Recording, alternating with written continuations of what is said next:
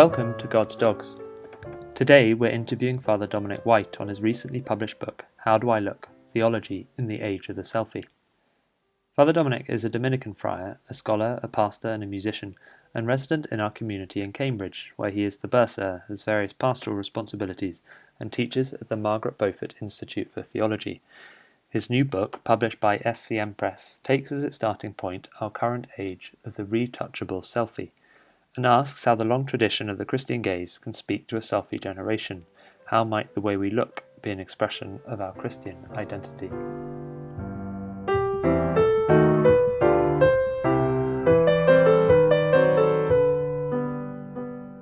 Fr Dominic, thank you for joining us. It's really wonderful to have you. Just to begin, what was your inspiration for writing this book? Did you have a particular audience in mind or a specific moment where the idea came to you? I think to begin with, it was actually an inspiration. Before I moved to Cambridge, where I am now, I was university chaplain to Newcastle and Northumbria universities, and also arts chaplain, because the church where we were formerly in Newcastle is right in the heart of the arts quarter of the city.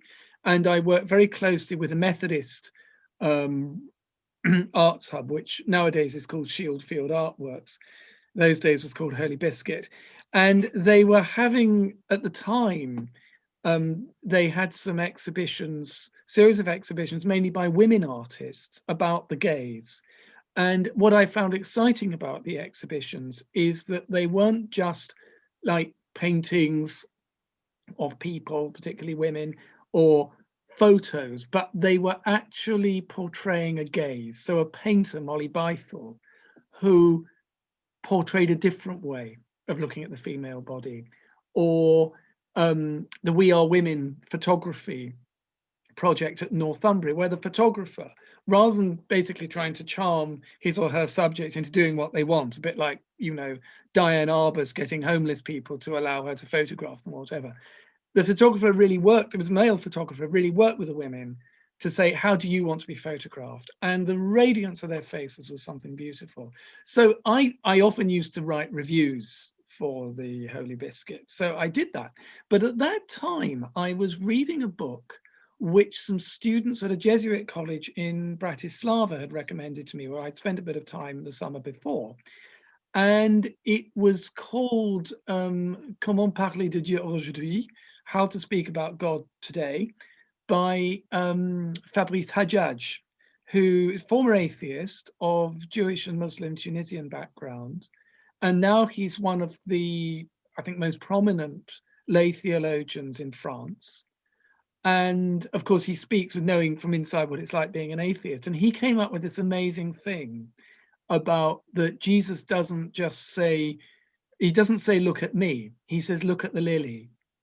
And when the divine gaze, the light of the divine gaze is cast on something such as a lily, then it's revealed in all its glory. So even Solomon in all his glory was not clad as one of these.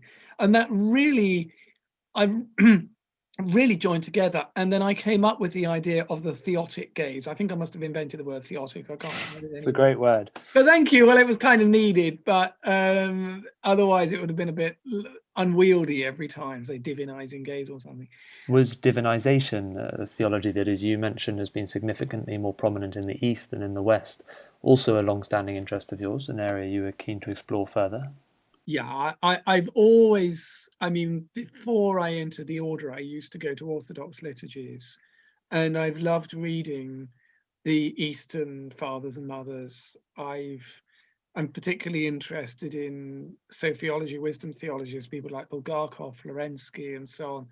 And the way that liturgy and mysticism are just part of theology for them. And in fact, it's nothing particularly high flown, not for us mere mortals, as Garrigou-Lagrange said about John of the Cross, but rather, actually, it's just seeing more deeply into what is there. Yes. Like St. Seraphim of Sarov, who would prostrate himself before any visitor because they were made in the image and likeness of God, and say, my joy, Christ is risen. And they said of his face that it was so radiant, it was like fire in the snow. But also I realized when I was working on this later, initially it was going to be just an article based on the book review, but I had lunch with Timothy Radcliffe, who in his inimitable way said, "My dear, this is a book." And I thought, oh no, not another one, because I'd already written one book. I don't fancy them to, have an easy year, but he was so right, as he always is. And I also realized it was very much a response to what some of my students have been telling me about navigating the world of social media, of the shared and retouchable selfie, and the mental health problems this was causing them, frankly. Yes. Huge Yes. issues over self-image. Yeah. And I suppose this is a bit of an attempt to hear what they're saying and to respond. I know another keen interest of yours is the French philosopher of Lithuanian Jewish ancestry, Emmanuel Levinas, whom you mention in the book regarding his philosophy of the face. You say yourself that his prose is difficult. Do you think you could explain a little more about his ideas on the face, especially how the face is something ethical that prompts a responsibility towards the other? How does this relate to the gaze and how we look? Right. So, I mean, Levinas is a toughie. I think one of his concerns about the more propositional way of writing that we might do philosophy in the Anglo-Saxon analytical world is he's terrified about us leaving things out and about us rearranging reality, maybe quite unconsciously, quite innocently, according to our preconceived ideas. But he says, you can look at the face of another. I mean, I can say I've got a bit of spare money and I'm going to go out today and I'm going to buy a CD or DVD for something community night. And then I see somebody shivering, a homeless person, and they're cold, and I realize they need food, and that's where the money needs to go. Now, their face has altered my perception of reality. It's shown me where the real need is. And I think that's what he's getting at. So it can be a bit alarming to say that ethics comes before ontology. But I think he's saying that, yes, of course, we all have ontologies. We all have ways of saying how things are. But be prepared to have that challenge. Be prepared to see better. And I think, and he's locating that identity specifically in the face, that it's in the face. He says, I mean, the someone's face is not expression. literally the physical face, but it's the presence of the other person. Okay. And of course, as a Jew and as a Talmudic scholar, there's the idea the face is presence in Hebrew is panim, faces. You and me now, seeing each other, talking to each other. And pana is to turn. We turn towards each other when the other one speaks. So there's also that conversation going on. So that is very key for him. And then what I might learn from the other person, and indeed what they might learn from me. Yes. So face also in the sense, sort of the self-presentation. Yeah, exactly. And I suppose this then connects with what you mentioned about the relationship between seeing and knowing, one that reaches its fulfillment in the depth of Christ's gaze. Could you explain what that connection is between seeing and knowing, whether one necessarily precedes the other? Okay. I mean, I suppose maybe it's a cyclical process. I think one thing, part of my argument is linguistic. So in Indo-European, seeing and knowing are very much linked. I know because I have seen. Oida is the perfect of Edain, the sort of old form of seeing. So again, I suppose it takes us back to Levinas and also forward to Aquinas. I mean, St. Thomas reminds us that all knowledge comes to us through the senses, and we have to be converted, literally. The intellect has to be converted to the sense impressions. There's a real personal engagement there, not just cold analysis. So, and I think then as we know more, it can help us see better. I mean, see in a less prejudiced way. And I think that is very important now when with Black Lives Matter, with the whole question of decolonization, which I think is actually a great opportunity for Yes, Christians. Yes. You have a lovely line that Christ sees significance where others only see surface. And I suppose in that is also this idea that Christ sees the full story, that his full knowledge of the human person that he sees means he sees at a depth that we don't. Is that something, do you think we should strive towards and seek to imitate, or is that something that Christ possesses peculiar to himself? Well, let's go back to theosis. I mean, being Christian is about becoming divine. We are brothers and sisters of Christ by adoption in baptism. And our sanctification is about becoming more like him, about becoming icons. I think we should strive in terms of ascesis. That's something I should consciously seek. But of course, as Catherine Pickstock says, you've got the thing of the middle voice. There's a mutuality of the gaze.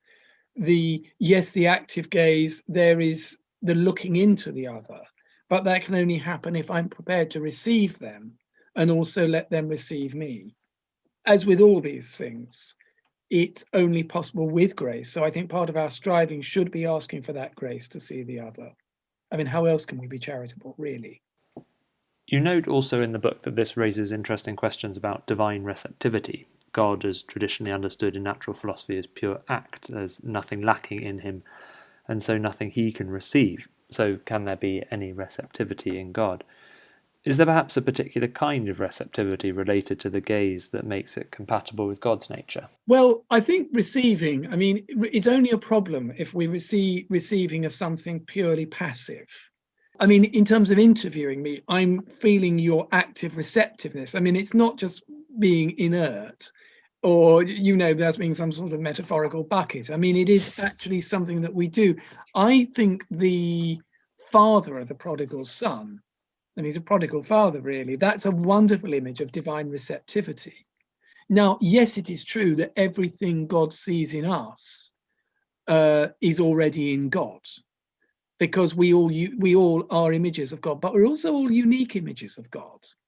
And because God is love, I mean, God as Trinity is already communion. And part of Jesus's own self-dispossession, I think, putting his glory aside, is that he doesn't even say, look, I'm the Son. He's always pointing to the Father. He's breathing out the Holy Spirit. He's always gesturing away from himself. So actually, I think receptivity in God is a very exciting activeness. And I would go further and I would say that this is a great bit of apophatic theology, because it shows how for God to be active is not like us being active.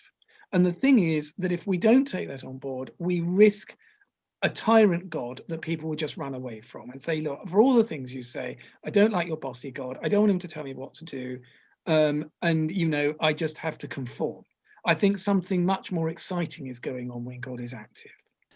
Just moving on a little, I was wondering if you could tell us something about the Holy Face of Tours in France, a reputed copy of the Veil of Veronica, which you mention as a late addition to the book, and also this very interesting feature of the veil that Christ's eyes are shut, that he's not seeing anything. How might this relate to the gaze? How might this relate the gaze to Christ's work of redemption and his death on the cross? Yeah, I mean, I never intended to get into all this stuff on the face. And in fact, when I started writing the book, I thought, well, this is fairly straightforward. We can crack this in a year, I've written the book before, I know what to do. And then I went to see my confrère Benoit Vanderput, who's actually now at the École Biblique in Jerusalem. But at the time he was in Tours, and there were really cheap flights from Stansted. So I went to visit him for a long weekend. And the brethren have only been in Tours since 1972. They were offered this house, which I think was a retirement home for the clergy, but it contained the Oratory of the Holy Face, which was set up by a layman, Léon Dupont, in the 19th century, him and his daughter. And of course, it became a great place of pilgrimage. Saint Therese and her family came there. And I mean, all we've got is a copy of an engraving, which is a copy of, etc. But it's miracle working. And it just blew me away because his eyes were closed. There are people looking at him, but he's not looking back. And yet it's miracle working. I mean, even to the point that somebody was blind, was cured. And again, I see there as just the redeeming power of Christ's death, in the death of the gaze, in the not seeing, in all the harmful gazes. There is almost Jesus stepping back from the gaze and asking us to step back, to die to the false gaze in order to rise to the true gaze, to the real seeing. And I mean, we were challenged every day because, we Dominicans, and I'm proud of this, we have a great outreach to intellectuals, to business people, but they were some of the poorest of the poor and most marginalized who came to pray there. It was very, very moving, and to see God's image in them. I can't remember who you quote in the book saying this, but there's a wonderful quote, I think from a Jewish scholar, about the idea that God sees eternally and we keep blinking, so we see in a shuttered sense. That there's a way in which I suppose that's relevant to the Holy Face of Tours, in that almost that time stops at the moment that at Christ's death, and there's a sense that in that he's no longer seeing. Much what the link is there, but there seems to be some sort of that's a particular moment in time. Well, again, that's intriguing, Johnny, and actually that's what you're doing now. Is I hope that's what people will do with this book, because I'm also an artist and a musician, composer, bit of a poet. Joseph Beuys, one of the founders of conceptual art, said it's not the object which counts, it's the work of memory, that it begins in you. So it's not that you saw this or that in the gallery, it's when you're walking home or you're chatting with your friend, it's the process, it begins with you. And what I hope with this book is it will start people thinking, you've made a connection I didn't make there. So I'm really excited about that. No, that's from Chaim Potok's novel, The Gift of Asher Lev. That's it, yes. He's this sort of very gifted Jewish artist trying to navigate orthodoxy and being an artist. And Chaim Potok was himself a rabbi, and he never tries to resolve the questions. So they're great novels, the two novels on Asher Lev. There's another question I'd love to ask, turning to a more practical side of things. A central thesis of your book is that through divinization, through becoming godlike, we can see as God sees and see the world as God sees. At one point you write, Jesus glorifies whatever he is looking at, and so we too can have that theotic gaze. How do we acquire it?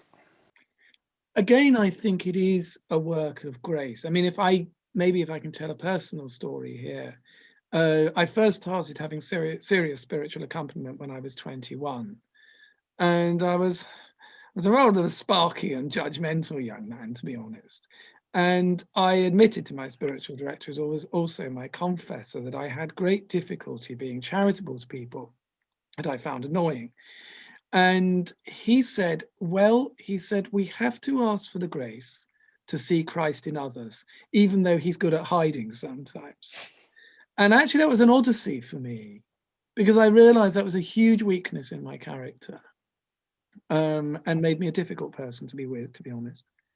And I think that, we all have all experienced negative gazes, mocking gazes, judging gazes, and seen particularly the terrible impact that this had on my students, and the way they could retouch their photo to look beautiful and then they weren't. I thought, no, we've really got to take seriously that we're made in the image and likeness of God.